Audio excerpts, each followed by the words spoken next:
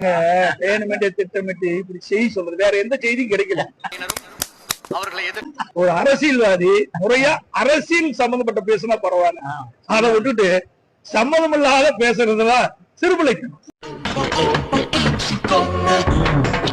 நல்லா புரியுதுங்களா?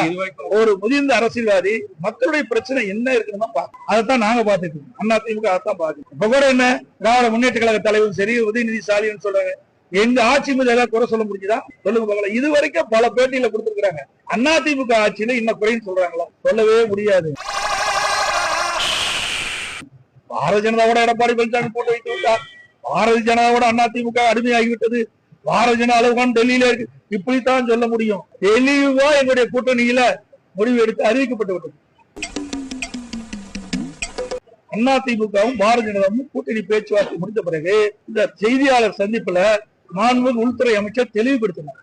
அமித்ஷா அவர்கள் தெளிவுபடுத்தினார், இந்த கூட்டணிக்கு அதிமுக தான் தலைமை தாங்கும். தெளிவா நீங்க பேட்டியில போடுங்க, அடிக்கடி மாத்தி மாத்தி போடாது. அனைத்து இந்திய அண்ணா திராவிட முன்னேற்ற கழகம் தான் ஆட்சி அமைக்கும். எங்களுடைய கூட்டணியுடைய முதல் வேட்பாளர் இபிஎஸ். தெளிவா உங்க கூடத்துல வந்திருக்குது, எல்லா பத்திரிகையில வந்திருக்கு.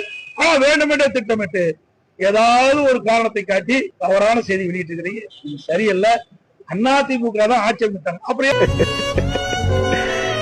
ஸ்டாலின் போய் பாரதிய ஜனதாவை குறை சொல்லிட்டு இருக்காங்க. இங்க ஆட்சி அமைக்கிறது எங்க கூட்டணியில அதிமுக. முதலமைச்சர் வேட்பாளர் அதிமுக கட்சி சேர்ந்து. அப்படிங்கிற எங்களை பத்தி விமர்சனம் செய்ய முடியாது. இருந்தா தானே செய்யறதுக்கு.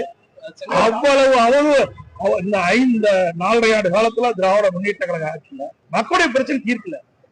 மக்கள் கொதிச்சு போயிருக்கிறாங்க. விவசாயிகளாகட்டும், வியாபாரிகளாகட்டும், தொழிலாளர்களாகட்டும், அரசு ஊழியர்களாகட்டும், யாருக்காவது நன்மை செஞ்சிருக்கீங்களா?